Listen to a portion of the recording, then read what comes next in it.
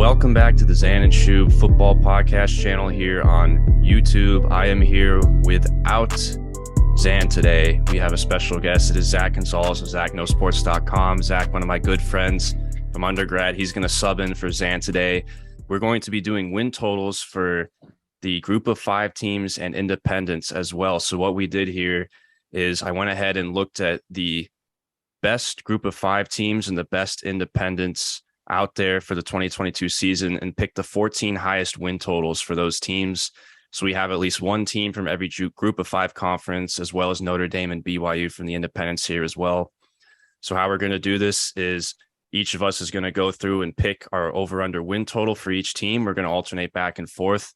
And then at the very end, we're going to pick our best bets. We're going to pick 1 to 2 of our favorite plays that we may or may not have wagered our own money on, but we'll get to that at the end. And that will be separated into 3 separate videos here. So if you're watching here on YouTube, we're going to be going through the first half, the left-hand side of this graphic here. So without further ado, Zach, you will be in the X column. I will be in the S column. So let's get going. Boise State sitting at an even 9. What do you got? Well, John, thank you for having me on, and I'm going to jump into it. I'm not going to go any further. I don't know why I wrote 9.5 on here, but even 9.5, I'm an over guy on this one. Here's my reasoning. They got San Diego State, Fresno State, and BYU at home. At least they can go 2-1 in that stretch on that blue turf. Their one Power 5 opponent is Oregon State. And yeah, Oregon State will be improved, but Boise State notoriously knocks out Power 5 opponents. And then I have faith in QB Hank Bachmeier coming back for his 4th year with the team. So that's why I think Boise State's going to win double-digit games and probably the Mountain West. Nice. So you have the over here. Yeah, Yes. This Boise State team, looking at it, they went 7-5 last year, which was a little bit pedestrian. But if you really look under the hood, I think this team was a little bit better than what their record showed last year. They have 19 out of their 21 projected starters returning this year. So they got 19 guys coming back. A lot of those guys are seniors. And if you look at QB Hank Bachmeier, he returns as a senior as well. He does lose his leading receiver, Khalil Shakir, from last year, who was a lot of the production. The defense was pretty solid last year, but I think they should be improved as well. And like you said, the schedule, they got Oregon State on the road, which could be a tough one. That's sort of like a toss-up game. They're +3 underdog at the moment. And then they got San Diego State, Fresno State, BYU. A lot of those games are at home, like you said. So I'm going to go with the over as well. I think they can get to double digits. I think this will be a good season for Boise. They can put it all together. Now moving on to Cincinnati. Cincinnati also sitting at an even 9 games here. And the Bearcats are coming off a season where they made the college football playoff. But man, they lost a lot of guys from last year's team. They lost 9 players to the draft. 6 of those guys that were drafted were off of the defense. Really, honestly, incredible what Cincinnati did. Like insanely terrific development there from Cincinnati for a G5 program to have that many guys drafted in one class. The defense last year was top 10 in the country, but it's obviously going to drop off a bit. And offensively, they lose their offensive coordinator, Mike Denbrook, to LSU, but they're going to promote their QB coach, who's going to be the new offensive coordinator. So that'll be interesting to see what happens with the offense. And also they have a QB battle with the departure of Desmond Ridder. You have Evan Prater, who's a former 4-star prospect, who's waiting for his turn to get the reins at quarterback. And he's going to be in a little bit of a battle with Ben Bryant, who was a backup to Cincinnati. His first 3 years, he transferred to Eastern Michigan, and now he's back at Cincinnati trying to get the QB job there. So that's a big question mark. And they lose their leading receiver. The O-line was top 10 in line yards last year. They should be really good again. But looking at their schedule, they open at Arkansas on the road, which is going to be tough. I don't think they're going to win that game. They got Indiana at home. Then they got to go at SMU and at UCF back-to-back later in the season. And if you're just looking at the schedule here, I think with all that taken together, I think you got to go under here for Cincinnati. I think the American Conference as a whole will be a little bit more improved from last year. Last year is pretty down. And this Cincinnati squad just had everything go right for them last year. They had everything put together. The stars were aligned. I just don't see them getting to that win total this year. Well, John, you can argue that they were on a mission too. After losing on a walk-off field goal in the Peach Bowl versus Georgia, and coming in with these expectations and a reloaded team, they were definitely focused and they got it accomplished, making history. And as for this year, I am with you as well. I think they're under 9 wins. You hit it on the head. They lose 9 guys in the draft, including Ritter and Sauce Gardner. Sauce Gardner, that's a huge loss. That's a lot of the secondary that they lost maybe 2, 3 guys in the secondary in the draft. They're 92nd in returning production. And on top of that, like you said with the schedule, open up versus Arkansas. I mean, they might cover, but I don't think they're winning that game. UCF, SMU, they'll be lucky to split, I think. And then I even think Navy or Eastern Carolina could get them in the cold days of November. So True. I just think this team losing less than 3 games, I just don't see it. And I didn't even think about Denbrock coming to LSU too. That's another layer to add on what may be a step back for still a decent Cincinnati team, but last year is a lot to live up to. I think or people would follow up. be pretty surprised how hard it is to replicate what Cincinnati did last year.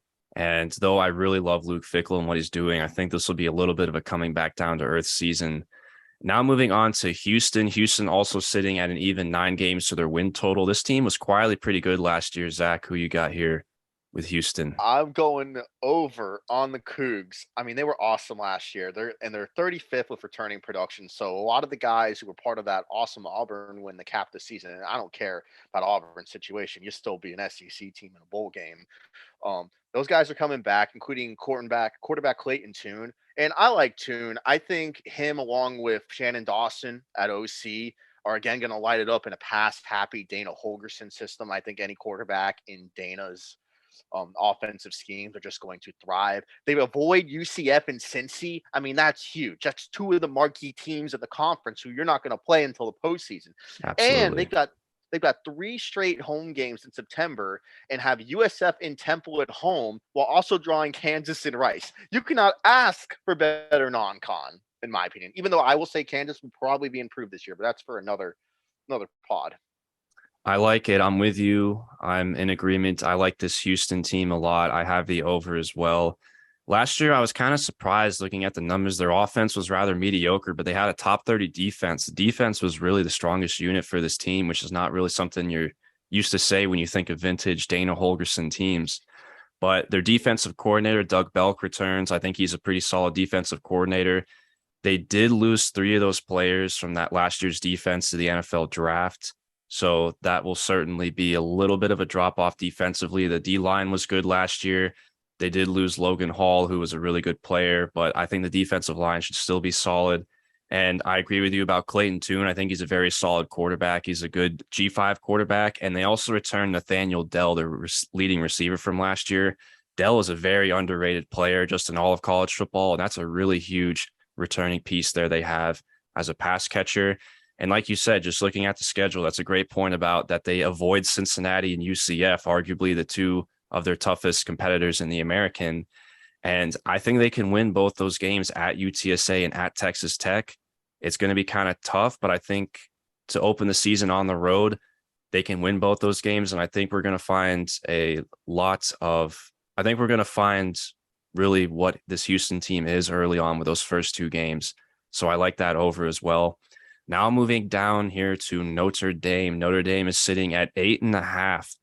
This one was honestly pretty tricky for me. I had a hard time. I teetered back and forth with which way to go here for Notre Dame sitting here at 8.5.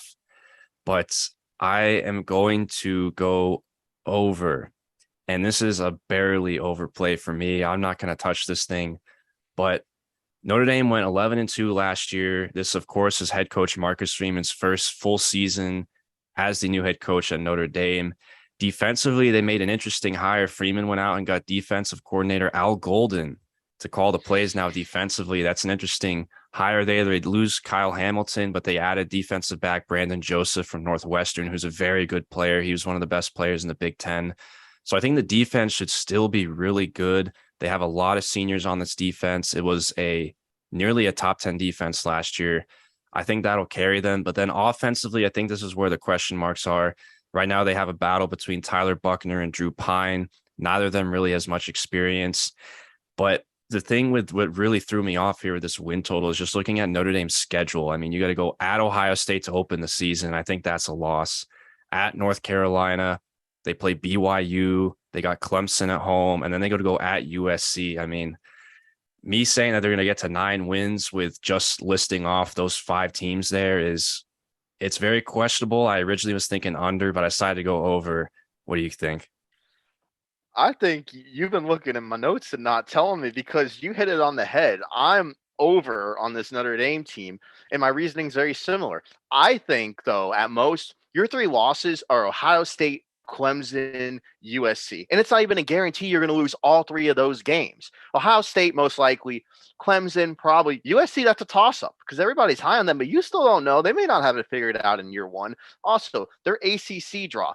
UNC, who, yes, in this scenario I've written off. I mean, UNC is good, but we still don't know after how last year played off. But that being said, UNC, Syracuse, Clemson, and Boston College are the ACC draw. I mean, that's pretty favorable. And I like you. I'm not really sold on Pine or Buckner, but they are 57th among defensive returners, and they've got 69% of the defense coming back. And I think with this schedule, if I may go through it real quick, all you may need is defense because outside of the teams I listed, Marshall, Cal, I mean, you got to go to BYU. That might be tough. Stanford, I don't think you lose to UNLV.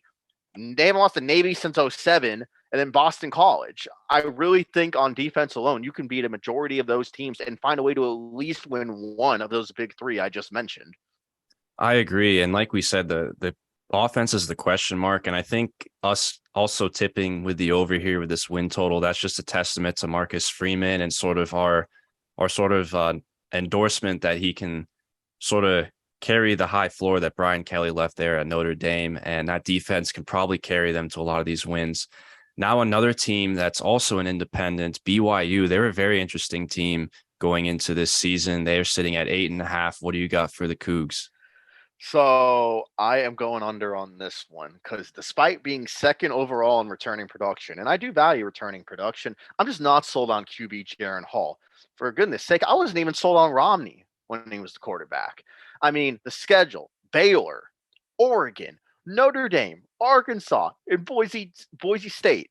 They would have to win at least 2 of those games, John, to hit the over. And in addition, they host ECU, who I think is going to be one of the better American teams this year. In my opinion, I think ECU is top 4 American team. So I don't see the Cougs with that schedule. Like, you are not playing the Cupcake Pac-12 or what used to be the Cupcake Pac-12. I just don't see him splitting those games that I mentioned, and I just don't think you lost Algiers to the draft. I just don't think they're going to have the same offensive production despite having a bunch of guys coming back. So I actually have the under as well, but for a little bit different reasons.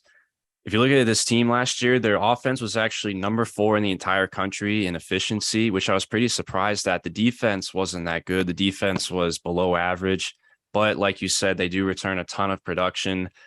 I actually like Jaron Hall. I think he put up pretty good numbers last year, and I do like Jaron Hall a lot. I think he's pretty underrated, but I also agree with the under here just because, like you said, with Tyler Algier, he's a huge part of their offense last year. He had 1,800 all-purpose yards. He had 23 touchdowns. They lose him to the draft.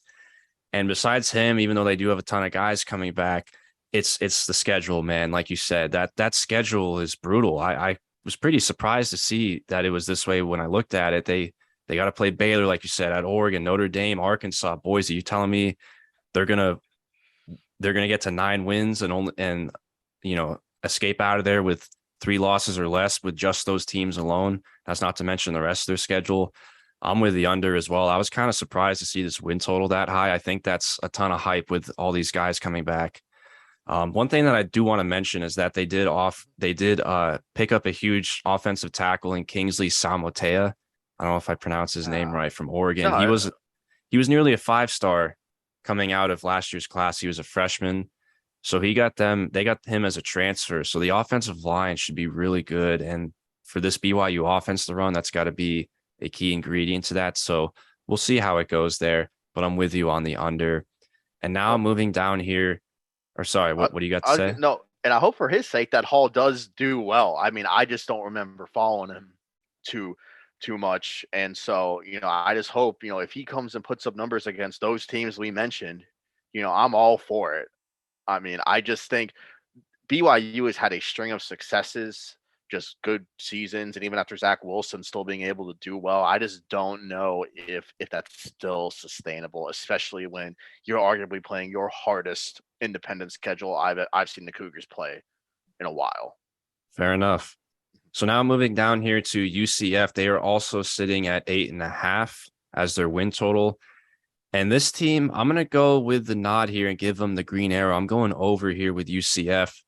Last year, if you look at this team, they were pretty mediocre on both sides of the ball. I think a lot of that had to do with the fact that they lost Dylan Gabriel to injury last year, and their quarterback, Mikey Keene, was the backup. And he did a decent job coming in relief of Gabriel, but he definitely was a notch down in terms of the numbers.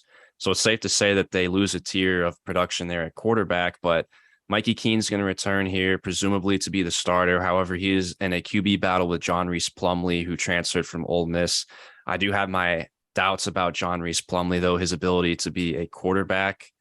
Ole Miss kind of used him as a hybrid player there, but I do like that they returned their leading receiver, Ryan O'Keefe, who had a ton of production last year as a receiver. He was their leading pass catcher by a mile. And they did get a new offensive coordinator. Gus Malzahn went out and hired Chip Lindsey to be the OC, who was the former head coach at Troy. So I thought that's a really good hire. And I think that UCF, they just kind of had a down year last year. I think that Malzahn can get this team to 9 wins. I'm not super high on this team, but I think they can get to 9 wins. Their schedule, their key non-con games, they got Louisville at home and also Georgia Tech at home, which is good. I think Georgia Tech is definitely very winnable. Louisville at home is certainly winnable. And then they also got Cincinnati at home. I think that's very important. They got Cincy at home. I think things can go right for UCF this year. I think they can get to 9 wins. John, I am very inclined to agree. And let's not forget Gus Malzahn. This man has more wins against Nick Saban than some SEC programs do in the last decade. Year 2 of this man, I don't think it matters who the quarterback is. He went to the national championship with a cornerback playing QB.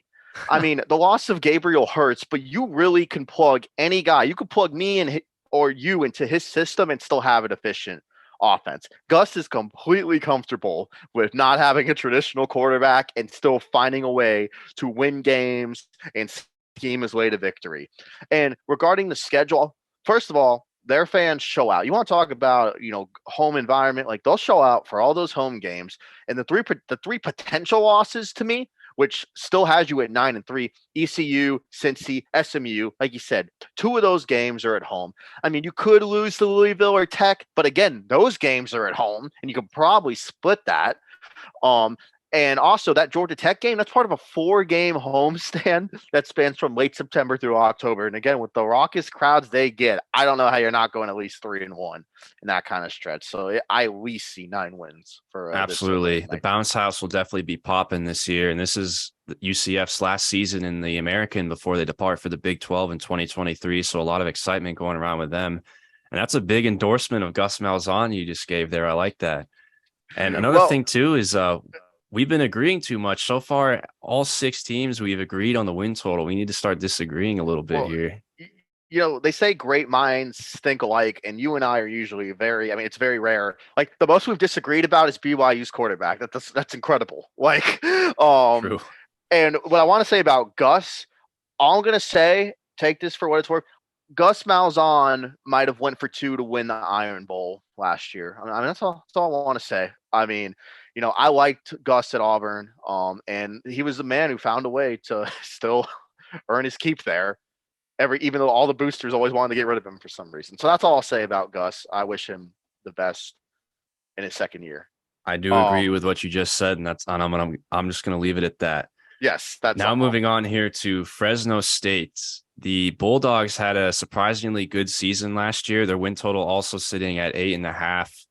This is our second Mountain West team we got here on the docket, a half game below Boise State. This one's a little tricky for me, and I didn't really like doing this, but I'm going to go.